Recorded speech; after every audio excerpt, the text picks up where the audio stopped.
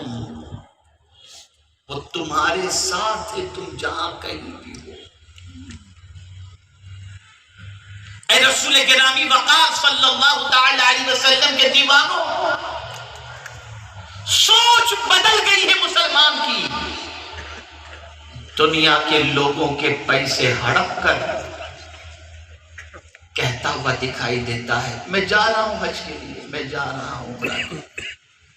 جن کا پیسہ کھا گیا ہے وہ ادھر ہاتھ اٹھا کر اس کے لیے بد دعا کر رہا ہے، اور یہ کعبے کے سامنے جا کر کے گڑ گڑا کے دعا کر رہا ہے، سمجھتا ہے میں یہاں پہنچ گیا تو میری دعا قبول ہوگی۔ آپ سے میں پوچھنا چاہتا ہوں، مجھے بتاؤ، جس کا حق مار کر کے تم کعبے کے سامنے دعا کر رہے ہو، ذرا حدیث کی روشنی میں دیکھو کہ تمہاری دعا قبول ہوگی یا اس مظلوم کی؟ تو حضور صلی اللہ علیہ وسلم فرماتے ہیں 3 لوگوں کی دعاؤں کو اللہ رد نہیں فرماتا: مسافر، بیمار اور مظلوم۔ جب کوئی مظلوم اللہ کی بارگاہ میں دعا کرتا ہے تو عرش اعظم ہل جاتا ہے اور پروردگار جل جلالہ غضب میں آ جاتا ہے، اس کی دعا کو مولا رد نہیں کرتا۔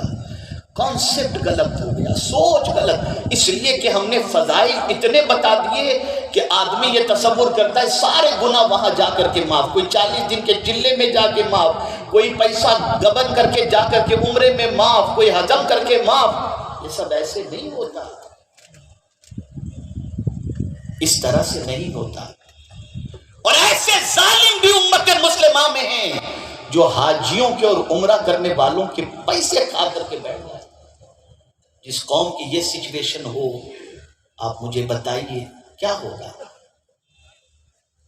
چھوڑ دو، ظاہری گناہ بھی چھوڑ دو، باطنی گناہ بھی چھوڑ دو، اور یہ بات ذہن کے اندر محفوظ کر لو، چھوڑنے پر، بہت ساری چیزیں چھوڑنے پر جو مقام ملتا ہے وہ کرنے پر بھی نہیں ملتا۔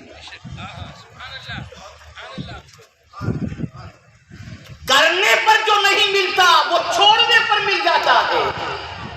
ماہ رمضان ہی کو لے لیجیے، صبح صادق سے لے کر غروب آفتاب تک کھانا پینا عمل زوجیت یہ تینوں حلال ہے، لیکن رب کی رضا کے لیے یہ تینوں ہم چھوڑ دیتے ہیں اور روزہ رکھتے ہیں۔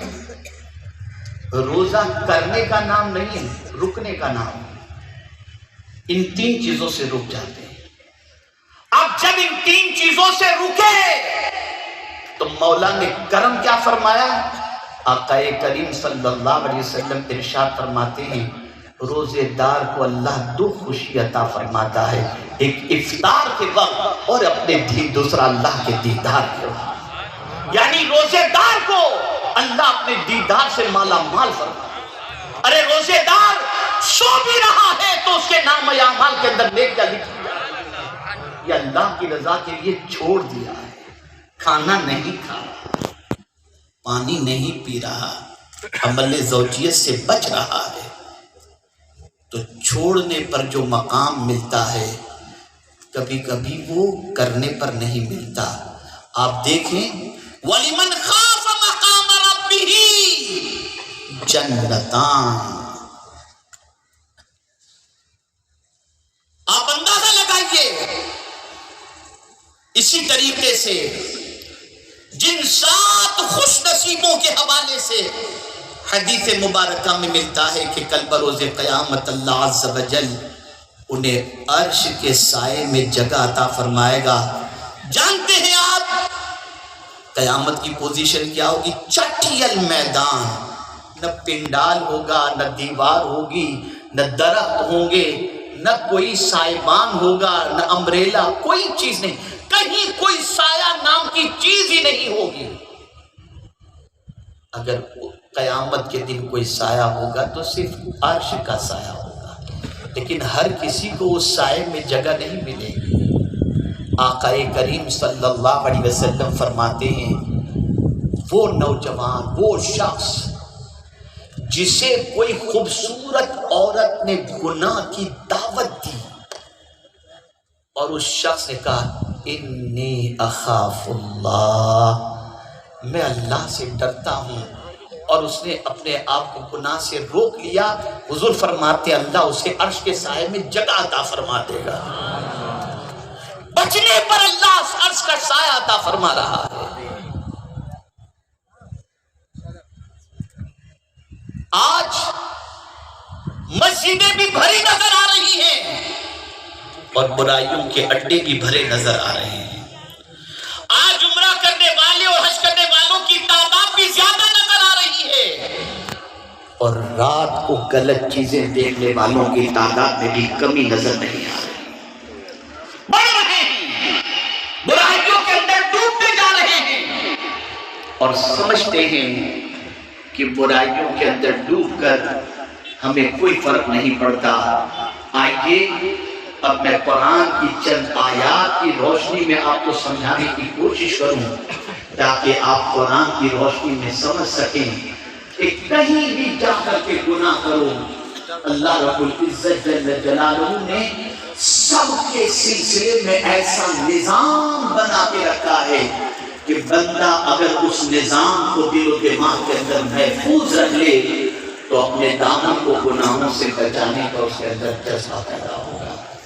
ایک مرتبہ درود شریف پڑھ لیں، اللہم صلی علی سیدنا مولانا محمد معدن الجود والکرم وآلہ الکرام وابنہ الکریم وبارک وسلم صلاۃ و سلام علیک یا سیدی یا رسول اللہ صلی اللہ علیہ وسلم۔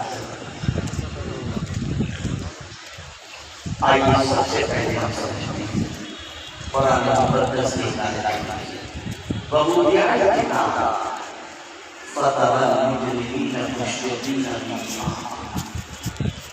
وَيَقُولُونَ يَا وَيْلَتَنَا مَا لَنَا الْكِتَابُ لَا يُغَادِرُ صَغِيرَةً وَلَا كَبِيرَةً وَوَجَدُوا مَا عَمِلُوا حَاضِرًا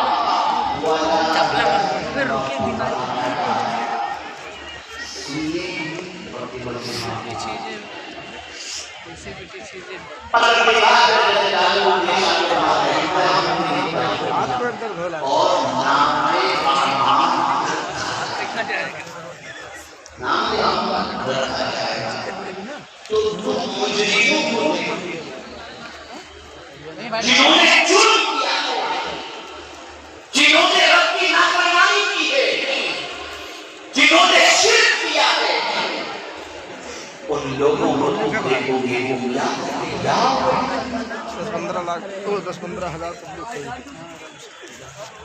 کہیں گے ہماری اس نوشت ہماری اس نوشت کا کیا ہوا؟ چھوڑا بڑا جسے دیکھ کر کوئی چھوٹا گناہ ہو یا بڑا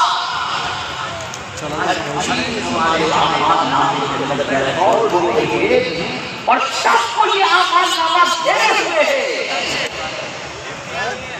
اور پھر کیا اور اپنا سب کیا انہوں نے ساتھ سکھایا اور تمہارا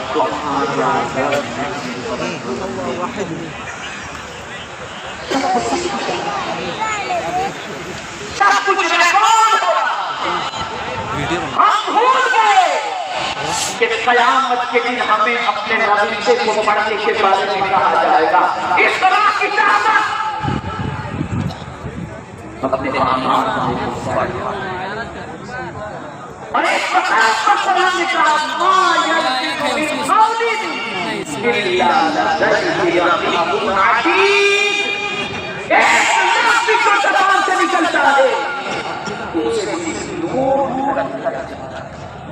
چلو ٹھیک کوئی لفظ ہمارا مت نہیں ہوتا لکھنے والوں کو اللہ نے مقرر کیا ہے، اسی لیے کرامت کاتبین جن کے حوالے سے قرآن کہتا ہے وَإِنَّ عَلَيْكُمْ لَحَافِظِينَ، اور بے شک تم پر کچھ نگہبان ہیں کرامن کاتبین معزز لکھنے والے یعلمون ما